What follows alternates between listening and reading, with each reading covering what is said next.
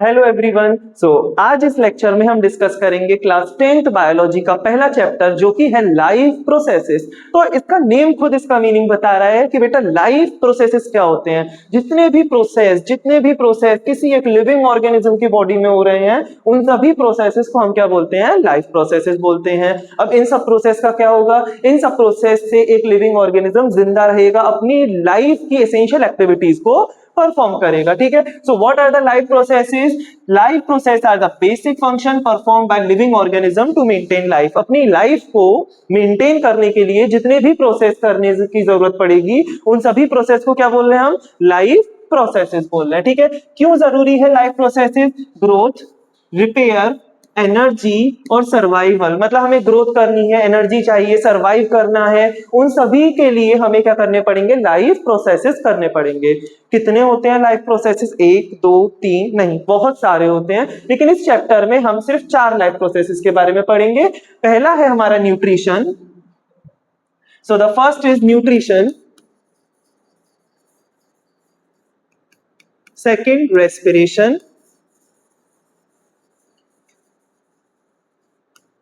Third transportation, and the fourth is excretion.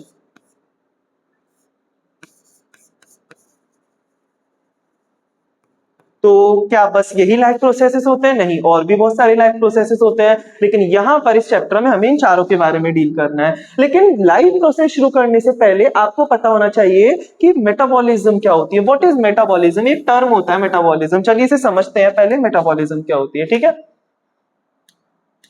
Okay, so metabolism,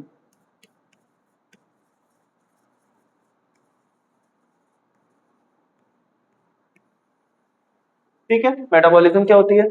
आप बहुत सारी reaction आपकी बॉडी में परफॉर्म हो रही है। ठीक है। आप खाना भी खा रहे हैं, आप सांस भी ले रहे हैं, रेस्पिरेशन भी कर रहे हैं, और बहुत सारी रिएक्शन हो रही हैं, बहुत सारे प्रोसेस हो रहे हैं। क्या ऐसा है कि एक प्रोसेस होता है तो दूसरा प्रोसेस रुक जाता है? नहीं, सभी प्रोसेस क्या होते हैं, साइमल्टेनियसली होते हैं, और उन सभी में कोई ना कोई रिएक्शन होगी। बिना रिएक्शन के कोई प्रोसेस नहीं होता है। तो जितनी भी रिएक्शन किसी एक लिविंग ऑर्गेनिज्म की बॉडी में हो रही हैं जिनसे वो जिंदा है और सर्वाइव कर रहा है, उन सभी प्रोसेस को हम क्या बोलते हैं, उन सभी रिएक्शन को हम क्या बोलते हैं, metabolism. So all the chemical reactions, all the chemical reactions occurring in any living organism, occurring in living organism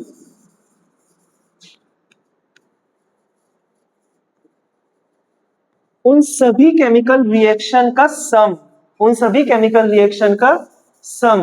तो सम ऑफ ऑल केमिकल रिएक्शन, जितनी भी रिएक्शन हो रही है उन सभी का सम, उसको मिलाकर हम क्या बोलते हैं, मेटाबॉलिज्म। जैसे कहते हैं आपकी मेटाबॉलिज्म हाई है, इसका मतलब क्या है कि आपकी बॉडी में जितनी भी रिएक्शन हो रही है बहुत फास्ट रेट से हो रही है। किसी की मेटाबॉलिज्म स्लो है, इसका मतलब उसकी बॉडी में जो रिएक्शन हो रही है वो बहुत स्लो रेट पे हो रही है। So what is metabolism? Now it is very much clear to you all कि जितनी भी रिएक्शन है उन सभी का सम को हम क्या बोल रहे हैं, मेटाबॉलिज्म।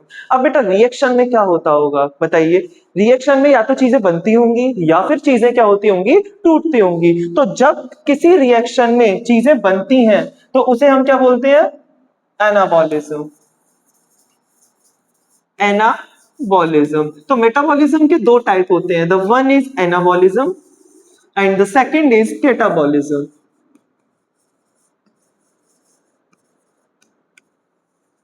So बेटा एनाबॉलिज्म में क्या होता है, यहाँ पे चीजें बनती हैं। जब किसी रिएक्शन में चीजें छोटे छोटे मॉलिक्यूल जोड़ के एक बड़ा मॉलिक्यूल बनाते हैं उसको हम बोलते हैं एनाबॉलिज्म। सो स्मॉल मॉलिक्यूल्स ये कंबाइंड होते हैं और क्या बनता है, लार्ज मॉलिक्यूल।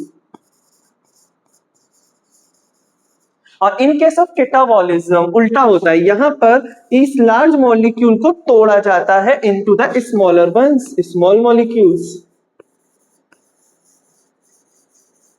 अब एक चीज यहां पे नोटिस करिए, जब आप किसी भी चीज को बना रहे हैं, जब कोई चीज बिल्ड हो रही है तो वहां एनर्जी यूज होगी या रिलीज होगी, ऑब्वियसली वहां पर क्या होगा, एनर्जी यूज होगी। तो इन केस ऑफ एनाबॉलिज्म यहां पर ATP, as we know energy currency क्या होती है, एटीपी, तो यहां पर एटीपी कंज्यूम होगी।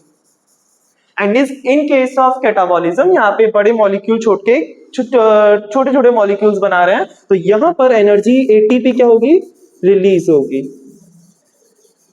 ठीक है, जहां एटीपी कंज्यूम होती है, जहां पर एटीपी कंज्यूम होती है उसको हम एंडोथर्मिक बोलते हैं, एक्सोथर्मिक, उसे हम क्या बोलते हैं, एंडोथर्मिक। और जहां रिलीज होगी उसे क्या बोलेंगे, एक्सोथर्मिक। सो एनाबॉलिक रिएक्शन कैसी होती है, एंडोथर्मिक। एंडोथर्मिक क्यों, क्योंकि यहां पर एटीपी कंज्यूम हो रही है। और कैटाबॉलिक कैसी होती है, एक्सोथर्मिक। एक्सोथर्मिक रिएक्शन होती है। अच्छा, इनका बायोलॉजिकल सिस्टम में कोई एक एग्जांपल की एनाबॉलिज्म क्या है, कैटाबॉलिज्म क्या है। जैसे प्लांट खाना बनाते हैं, ग्लूकोज किसको कंबाइन करते हैं, वो जोड़ते हैं CO2 को। प्लांट किस चीज को कंबाइन करते हैं, CO2 को कंबाइन करते हैं, वाटर को कंबाइन करते हैं। और एनर्जी चाहिए, एनर्जी कंज्यूम करनी है यहाँ पर, तो एनर्जी कहां से आती है, सनलाइट से। सनलाइट और in presence of chlorophyll. Chlorophyll क्या करता है, जो सनलाइट से एनर्जी आ रही है उसे ट्रैप करने का काम करता है और क्या बनाता है आपका, ग्लूकोज C6H12O6।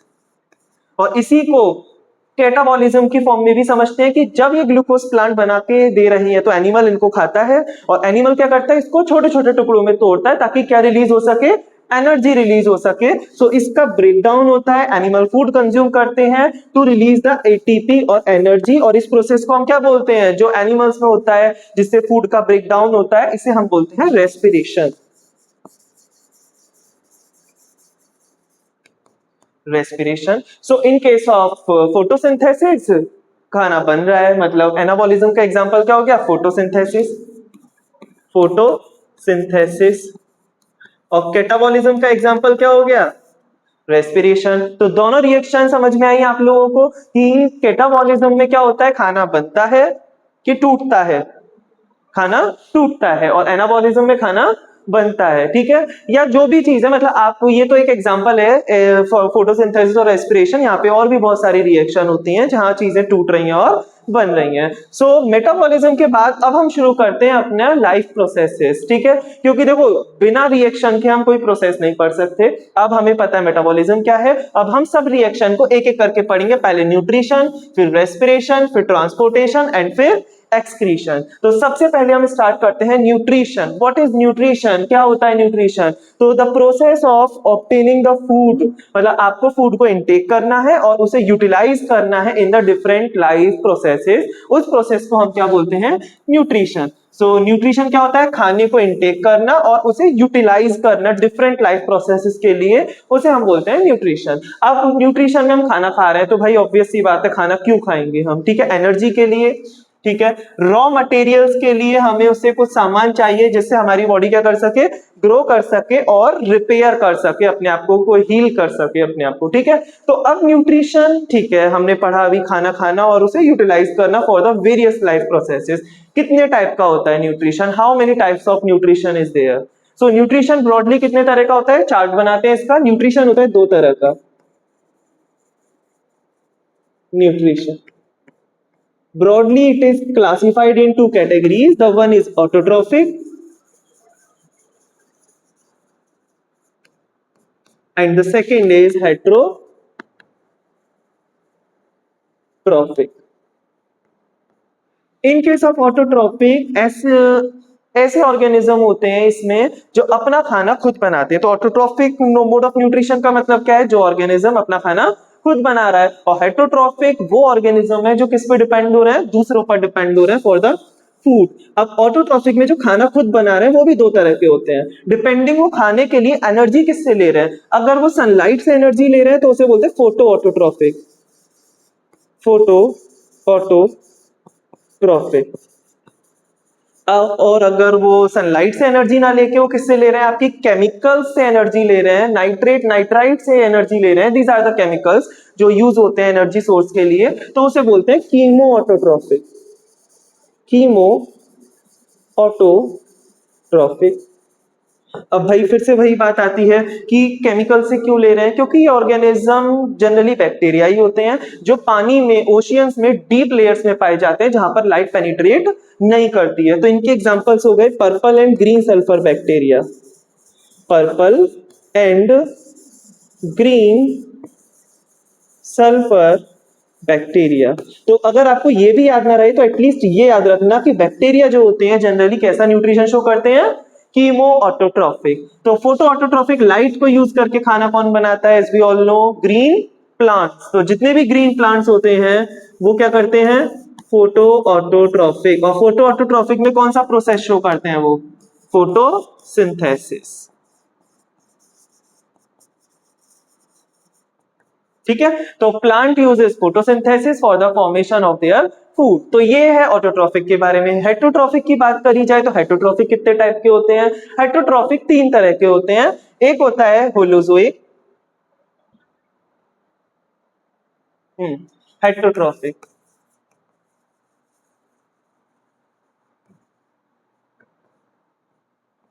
हेटरोट्रॉफिक में 3 टाइप है। The first is holozoic, second is parasitic, and the third is saprophytic। ठीक है, तो होलोजोइक, पैरासिटिक, सैप्रोफिटिक, क्या यही 3 है? नहीं, और भी बहुत सारे हैं। हमें लेकिन फोकस किस पे करना है अपना, इन्हीं 3 न्यूट्रिशन पे करना है। अच्छा, सबसे पहले शुरू करते हैं कि यहाँ पे पैरासिटिक और सैप्रोफिटिक में मेन डिफरेंस क्या है। देखो, पैरासिटिक हो चाहे सैप्रोफिटिक हो चाहे होलोजोइक हो, तीनों के तीनों डिपेंडेंट रहेंगे। लेकिन इन दोनों केस में ये जो ऑर्गेनिज्म डिपेंडेंट रहते हैं जिस लिविंग ऑर्गेनिज्म पे, उसे क्या बोलते हैं, होस्ट। क्या बोलते हैं, होस्ट। तो parasitic new type of nutrition में भी ऑर्गेनिज्म अपने होस्ट पे डिपेंड होगा, सैप्रोफिटिक में भी होस्ट पे डिपेंड होगा। लेकिन डिफरेंस यहां पर ये होगा कि इन केस ऑफ पैरासिटिक जो होस्ट होगा वो कैसा होगा, लिविंग। और इन केस ऑफ सैप्रोफिटिक जो होस्ट होगा वो कैसा होगा, डेड होगा। तो सेप्रोफिटिक कैसे होस्ट पर फीड करते हैं, डेड डिकेइंग ऑर्गेनिक मैटर या डेड होस्ट पर। और पैरासिटिक किस पे फीड करते हैं, लिविंग पे फीड करते हैं। अच्छा, एक चीज और है, जो फीड करेगा सेप्रोफिटिक में उसे सेप्रोफाइट बोलते हैं, सेप्रोफाइट। और इन केस ऑफ पैरासिटिक जो फीड करता है उसे पैरासाइट बोलते हैं, पैरासाइट और सेप्रोफाइट। ठीक है, तो ये समझ में आया। अब एक चीज और, ये इतने कॉम्प्लेक्स एनिमल तो होते नहीं है, तो इन्हें खाना खाना है अपना, तो उसके लिए ये पहले अपने एंजाइम्स को बाहर रिलीज करते हैं उसकी बॉडी पे, ताकि वो छोटे छोटे टुकड़ों में टूट जाए। और जैसे ही वो टूट जाता है फिर उसे क्या कर लेते हैं, ये एब्जॉर्ब कर लेते हैं। तो मतलब आधा डाइजेशन तो ये बाहर कर रहे हैं और कुछ डाइजेशन बॉडी के अंदर कर रहे हैं। तो ये नहीं कह सकते कि कंप्लीट डाइजेशन इनका कहां होता है, इनकी बॉडी में होता है। तो यहां पर पैरासिटिक और सेप्रोफिटिक में दोनों में एक चीज है, वो क्या चीज है यहाँ पे, कि in the both cases complete digestion body में नहीं होता, पार्शियल डाइजेशन होता है। Partial digestion occurs inside the body of organism।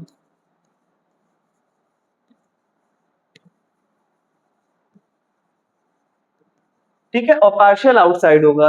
लेकिन होलोजोइक एक एडवांस केस है, एडवांस ऑर्गेनिज्म में पाया जाता है, कॉम्प्लेक्स मल्टी सेलुलर ऑर्गेनिज्म में पाया जाता है, जिसमें देखा यह जाता है कि ये ऑर्गेनिज्म सॉलिड फूड को खाते हैं, इनटेक करते हैं सॉलिड फूड को। ये कुछ बाहर नहीं तोड़ रहे हैं उसको छोटे छोटे टुकड़ों में, जैसा फूड है उसको खा रहे हैं। और जितना भी डाइजेशन है केमिकल रिलेटेड वो सभी एंजाइम फूड पे अंदर बॉडी के अंदर रिलीज करते हैं। तो जितना भी डाइजेशन है, complete digestion occur inside the body। complete digestion occurs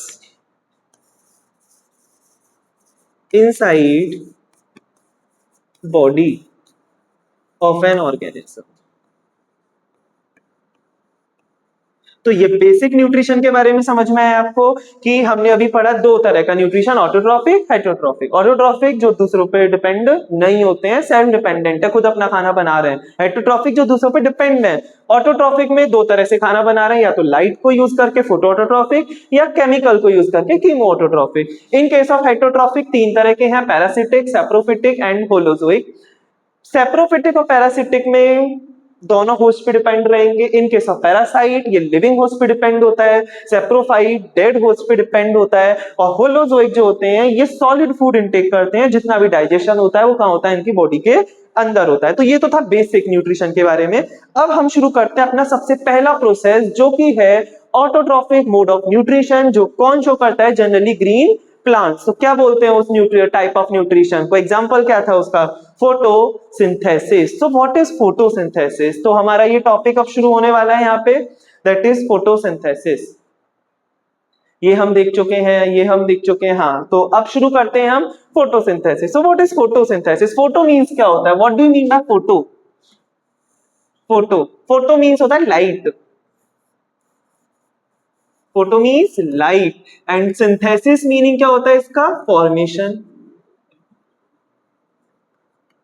ठीक है, तो फॉर्मेशन किसका? Formation of food in presence of light. तो लाइट की प्रेजेंस में ग्रीन प्लांट्स क्या कर रहे हैं? अपना खाना बना रहे हैं, उसे हम क्या बोलते हैं? Photosynthesis. So photosynthesis process in which green plant prepare food using CO2 and water. ठीक है, इसकी रिएक्शन क्या होती है यहाँ पे लिखते हैं। तो CO2 प्लस वाटर ये कंबाइन होते हैं in presence of sunlight and chlorophyll,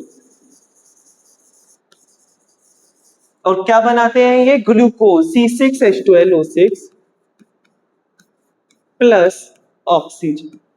balance करने के लिए यहाँ पे हम क्या लिखेंगे? 6 CO2 के मॉलिक्यूल्स होते हैं, 6 वाटर मॉलिक्यूल होते हैं, और ग्लूकोज मॉलिक्यूल एक बनेगा, और 6 ऑक्सीजन के मॉलिक्यूल इवॉल्व होते हैं। उसके लिए ये अपर एरो का साइन हमने बना दिया। ठीक है, अब यहाँ पर आता है what is the need of chlorophyll. Chlorophyll की नीड क्या होती है? देखो, जितनी भी सनलाइट है वो एक फिजिकल एनर्जी है, वो कोई केमिकल एनर्जी नहीं है। प्लांट उसे डायरेक्ट यूज नहीं कर सकते। तो क्लोरोफिल का यही काम होता है प्लांट में कि पहले तो ये पता होना चाहिए what is chlorophyll. Chlorophyll is a green pigment. ठीक है, क्या है ये? Green pigment. कहां मिलता है? प्लांट के अंदर मिलता है। काम क्या करता है? सनलाइट को ट्रैप करता है और उसे कन्वर्ट करता है केमिकल एनर्जी में। So it trap sunlight and convert it into chemical energy। क्या है नेम केमिकल एनर्जी का, जो हम बार बार पढ़ते आ रहे हैं? 9th में भी हमने एक बार ये पढ़ा था, chemical energy that is ATP, adenosine triphosphate. तो प्लांट में पहले ATP जनरेट होगी, क्लोरोफिल हेल्प करेगा, एंड फिर उस ATP से बाकी प्रोसेस में फोटोसिंथेसिस होगा। तो बेसिक चीज समझ में आई आपको? रिएक्शन कि CO2 का मॉलिक्यूल वाटर के मॉलिक्यूल कंबाइन होंगे और क्या बनेगा? आपका ग्लूकोज बनेगा और ऑक्सीजन इवॉल्व होगी। ठीक है, so oxygen is a by product of photosynthesis and glucose it is the main product. अच्छा, प्लांट में बहुत सारा ग्लूकोज होता है तो क्या होता है? अगर बहुत सारा ग्लूकोज प्लांट में होगा तो उसका क्या होगा? स्टोर होता है। ठीक है, तो प्लांट में जब ग्लूकोज बहुत सारा हो जाएगा तब ये स्टोर हो जाएगा, और किस फॉर्म में स्टोर होगा? In the form of starch. तो प्लांट एक्सेसिव ग्लूकोज को स्टार्च की फॉर्म में स्टोर करेंगे। लेकिन अगर एनिमल्स की बात करें, नोट डाल के यहाँ पे लिख लेते हैं कि एनिमल्स में जब बहुत सारा ग्लूकोज होता है तो glucose is stored in the form of glycogen. ठीक है, तो एनिमल में ग्लूकोज ग्लाइकोजन की फॉर्म में स्टोर होता है, और प्लांट में जो ग्लूकोज होता है वो स्टार्च की फॉर्म में स्टोर होता है। ठीक है, तो एक्सेसिव ग्लूकोज की बात रही। अब हम शुरू करते हैं कि फोटोसिंथेसिस कहां होती है। पहले हम ये देखते हैं कि इसकी लोकेशन क्या है, उसके बाद हम जाएंगे इसका मैकेनिज्म क्या होता है। ठीक है, तो आपके अकॉर्डिंग क्या होना चाहिए? लोकेशन क्या होनी चाहिए फोटोसिंथेसिस की? ये सब हम डिस्कस कर चुके हैं। ग्रीन पार्ट, बार बार कह रहे हैं हम ये चीज कि ग्रीन पार्ट ऑफ प्लांट्स में फोटोसिंथेसिस होती है, क्योंकि क्लोरोफिल एसेंशियल होता है। तो ग्रीन क्या होता है? ग्रीन लीव्स होती हैं, और कुछ ग्रीन होता है। हाँ हाँ, ग्रीन और कुछ भी हो सकता है। यंग स्टेम, जब स्टेम यंग होती है तो भी कैसी होती है? ग्रीन होती है। लेकिन मेनली अगर आपसे कोई पूछे, main part, main organ, main area for photosynthesis is green leaves. अब देखिए ये लीफ का स्ट्रक्चर है यहाँ पर, चलिए यहीं पर इसे बताते हैं। तो ये आपका जो अपर मोस्ट लेयर है, ठीक है, यहाँ पे ड्रॉ करते हैं इसे क्लियरली पहले।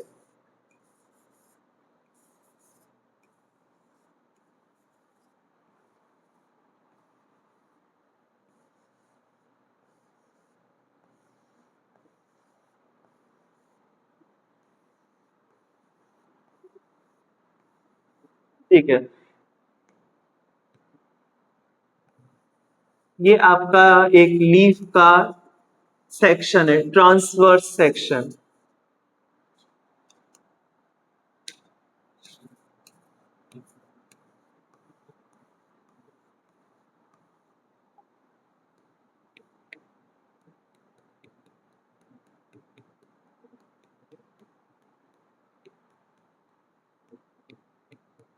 Okay, so this is the transverse section of the leaf. अब यहाँ पे आपको देखने को मिलेगा जो इसमें अपर लेयर है, ये जो ऊपर वाली लेयर है इसको अपर एपिडर्मिस बोलते हैं या फिर हम इसे एडेक्सियल सरफेस बोलते हैं।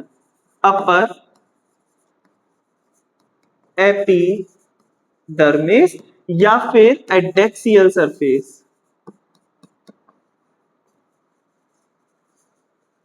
और नीचे वाली जो है इसे सेम लोअर एपिडर्मिस या फिर एबैक्सियल सरफेस। एबैक्सियल सरफेस कैसे याद रखोगे? बी से बेस, बैक्सियल, ठीक है। दूसरी वाली एडेक्सियल।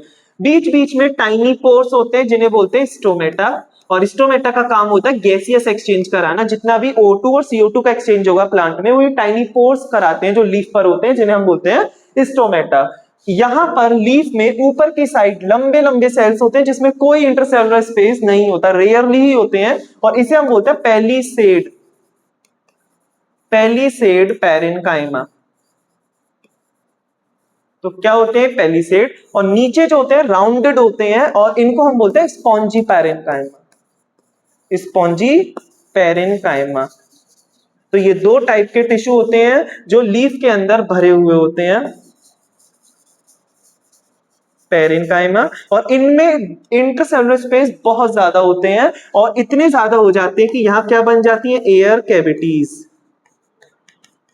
ठीक है, ताकि इन एयर कैविटीज में आपका ऑक्सीजन या कोई भी गैस क्या हो सके? ट्रैप हो सके, ठीक है। तो यहां पर एक चीज और ऑब्जर्व करने की जरूरत है कि स्टोमेटा ऊपर की साइड मैंने एक बनाया है और नीचे की साइड दो बनाया है। लीफ की सरफेस पर ऊपर की साइड स्टोमेटा कम होते हैं, नीचे ज्यादा होते हैं, क्योंकि ऊपर डायरेक्ट सनलाइट है, और अगर स्टोमेटा ऊपर ज्यादा होंगे तो सभी पानी लॉस हो जाएगा वाटर वेपर की फॉर्म में, और ट्रांसपिरेशन बहुत ज्यादा हो जाएगा, ठीक है। तो ट्रांसपिरेशन को रोकने के लिए स्टोमेटा नीचे ज्यादा होते हैं शेडी एरिया में, ताकि पानी लॉस कम हो सके और प्लांट जो है वो जल्दी सूख ना जाए, विल्ट ना हो जाए, ठीक है। तो ये आपका है पूरा अल्ट्रा स्ट्रक्चर ऑफ लीफ। लेकिन यहां पर एक टर्म और आता है, पैलिसेड और स्पॉन्जी पैरेन्काइमा को कंबाइंडली मिलाकर हम एक नाम देते हैं मीजोफिल, मीजोफिल। तो जितना भी टिश्यू लीफ के अंदर भरा हुआ है, सेल्स भरे हुए हैं, उन सभी को मीजोफिल बोलते हैं। स्पेशली अलग अलग कर दो तो ऊपर वालों को पैलिसेड, नीचे वालों को स्पॉन्जी। अब अगर आपसे कोई पूछता है कि फोटोसिंथेसिस कहां होती है, तो फोटोसिंथेसिस लीफ में होती है। लीफ में कहां होती है?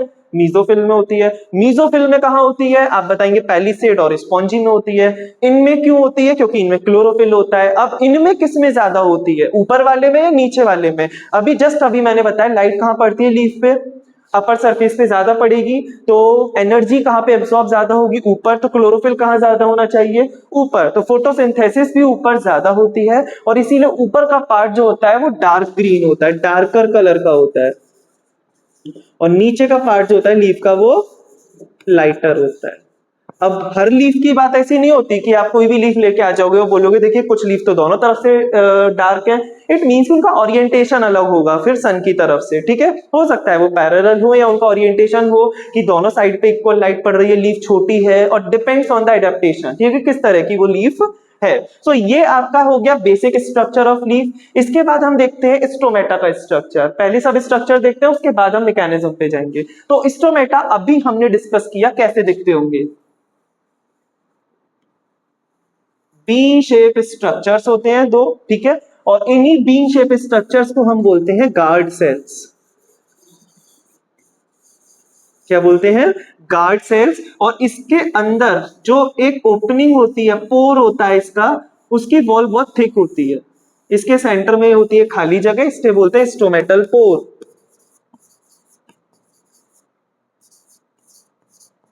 ठीक है, स्टोमेटल पोर। और इसकी इनर वॉल जो होती है वो कैसी होती है? Thick, thick. और इसके चारों तरफ लार्ज सेल्स होते हैं, एपिडर्मल सेल्स। तो ये जितने भी लार्ज सेल्स होते हैं इन्हें क्या बोला जाता है? Epidermal cells. और कुछ भी बोलते हैं एपिडर्मल सेल्स को, हाँ, इन्हें सब्सिडरी सेल्स भी बोल सकते हैं हम। सो ये जो पूरा एक एपरेटस है इसे हम मिला के बोलते हैं स्टोमेटल एपरेटस। इस पूरे को मिला के क्या बोलते हैं? स्टोमेटल एपरेटस, ठीक है, तो ये हमारा पूरे स्टोमेटल एपरेटस है। काम क्या होता है इसका? एक्सचेंज ऑफ गैसेस, CO2 को इससे लेके आना है, लीफ के अंदर भेजना है, O2 को इसे बाहर भेजना है। तो जितना भी एक्सचेंज होगा गैसेस का वो कौन कराएगा? Stomata. So the role of stomata is exchange of gas. ठीक है, अब देखो एक चीज और है कि जितने भी डेजर्ट वाले प्लांट्स होंगे उनको हम बोलते हैं जीरोफिटिक प्लांट। जीरोफिटिक प्लांट ये ऐसे प्लांट है जो पानी की कमी में ग्रो करते हैं। जो मॉडरेट अमाउंट ऑफ वाटर में ग्रो करते हैं उन्हें बोलते हैं मीजोफाइट या मीजोफिटिक प्लांट। और जो बहुत सारा पानी में ग्रो करते हैं, जो पानी में ही सबमर्ज्ड होते हैं, उन्हें बोलते हैं हाइड्रोफिटिक।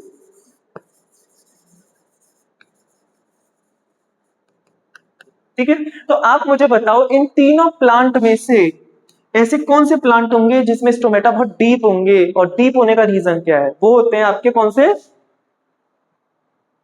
जीरोफिटिक या जीरोफाइट्स। इनमें स्टोमेटा डीप होते हैं एपिडर्मिस में, डीप इनटू एपिडर्मिस। और ऐसे स्टोमेटा को बोलते हैं संकन स्टोमेटा। Sunken stomata. ठीक है, और ये इसमें क्यों होते हैं? ताकि टू रिड्यूस ट्रांसपिरेशन, पानी लॉस ना हो सके, टू रिड्यूस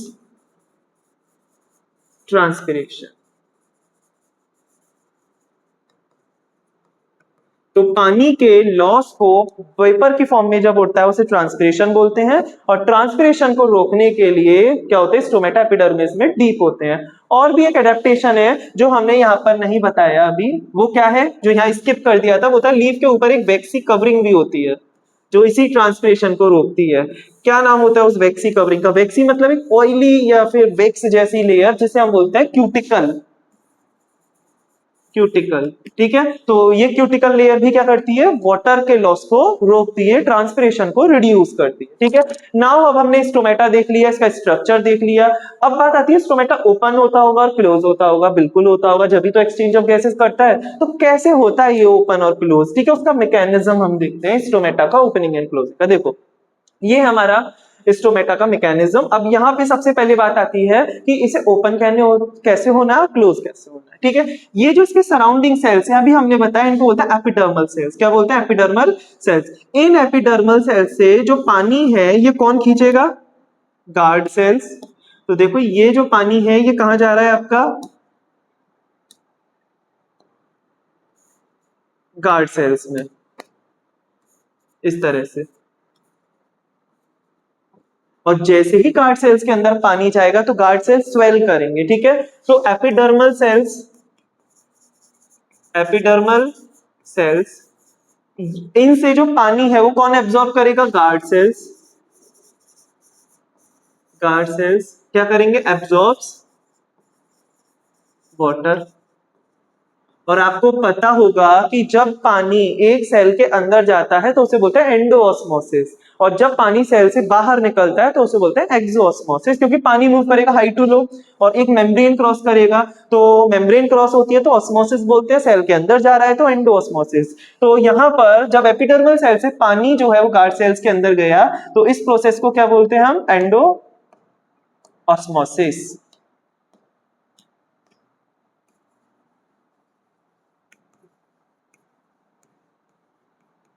ठीक है, अब एंडोऑस्मोसिस के बाद क्या होगा? ये जो गार्ड सेल्स है ये स्वेल होंगे और स्वेल को हम बोलते हैं turgid.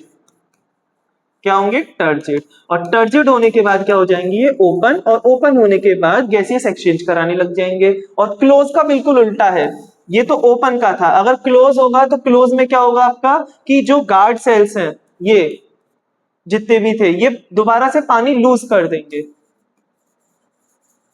Guard cells loose water, और जैसे ही वाटर लूज कर देंगे तो क्या हो जाएंगे? पिचक जाएंगे, श्रिंक हो जाएंगे। और श्रिंक को क्या बोलते हैं यहाँ पे? फ्लैसिड। फ्लैसिड। और जैसे ही श्रिंक हो गए वैसे ही क्या हो जाएंगे? क्लोज हो जाएंगे। तो मतलब सब खेल सिर्फ पानी का है कि वाटर एब्जॉर्ब करके टर्जिड होके ओपन होते हैं, वाटर रिलीज करके क्लोज हो जाते हैं। अच्छा, वाटर एब्जॉर्ब कर रहे थे तो एंडोऑस्मोसिस है, और जब वाटर रिलीज करेंगे तो क्या होगा, एक्सोऑस्मोसिस। ठीक है, तो एक्सोऑस्मोसिस। सो ये एक बेसिक मैकेनिज्म है कि स्टोमेटा ओपन एंड क्लोज कैसे होते हैं। अच्छा, एक चीज और कि एक आयन का रोल आ जाता है कि कोई एक ऐसा आयन बताओ जिसका बहुत इंपॉर्टेंट रोल है opening and closing of stomata में, तो नोट डाल के लिख लेना, उसे हम बोलते हैं potassium ion. So potassium ion plays a crucial role in opening and closing of stomata.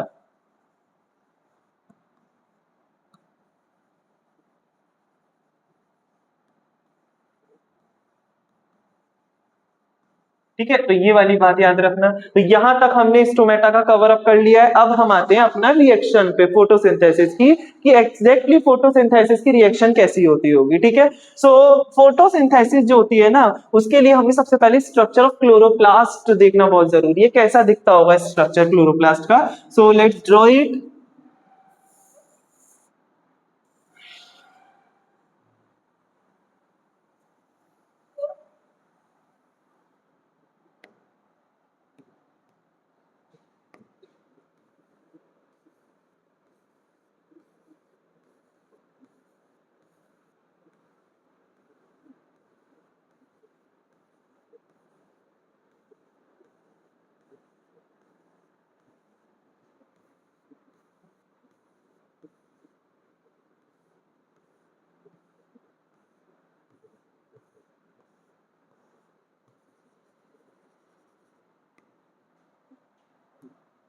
ठीक है, तो ये है आपका स्ट्रक्चर ऑफ क्लोरोप्लास्ट। इसमें क्या होता है, दो मेम्ब्रेन होती है, this is called outer membrane,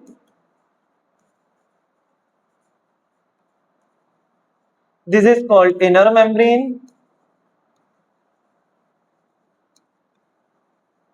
इसके अंदर जो खाली जितना भी पोर्शन है उसे बोलते हैं स्ट्रोमा।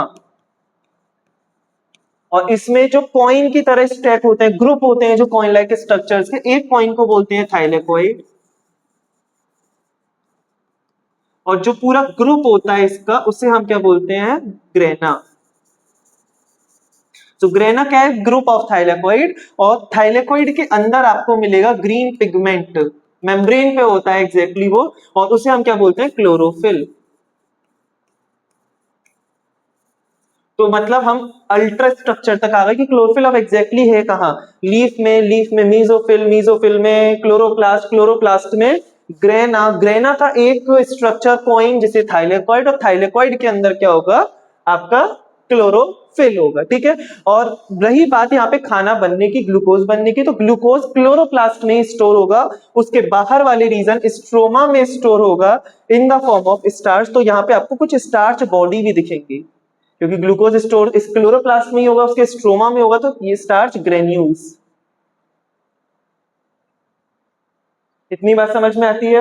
अब हम इसमें मैकेनिज्म देखते हैं कि कैसे फोटोसिंथेसिस होती होगी। ठीक है, तो फोटोसिंथेसिस का मैकेनिज्म तीन पार्ट में डिवाइडेड होता है। सबसे पहला होता है कि लाइट एनर्जी जो आ रही है उसे एब्सॉर्ब करना है। तो भाई एब्सॉर्ब कहां पे होगी, कुछ सोचो, ग्रेना में, क्योंकि एब्सॉर्ब करने के लिए चाहिए क्लोरोफिल, और क्लोरोफिल कहां पर है, आपका ग्रेना के अंदर है। तो पहला ही इवेंट होगा the absorption of light energy by the chlorophyll molecule. तो यहां पे अगर हम मैकेनिज्म की बात करें तो देखिए, सबसे पहला हो गया absorption of light energy by the chlorophyll molecule. Suppose करो कि ये आपके पास क्या है, इस क्लोरोप्लास्ट। ठीक है, अब इस क्लोरोप्लास्ट में ये इसकी डबल मेम्ब्रेन,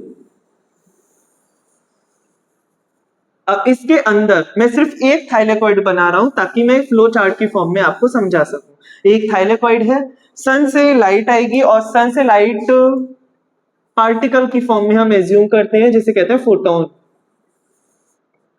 फोटोन, फोटोन क्या है, एक इमेजिनरी पार्टिकल लाइट का। जैसे ही फोटोन आएगा, लीफ पे पड़ेगा, क्लोरोफिल पे पड़ेगा, क्लोरोप्लास्ट पे पड़ेगा, क्लोरोफिल होगा यहाँ पे, और क्लोरोफिल क्या कर देगा, इस लाइट को कन्वर्ट कर देगा। ये कैसी होगी, फिजिकल एनर्जी। और फिजिकल एनर्जी को किस में कन्वर्ट कर देगा, केमिकल एनर्जी में।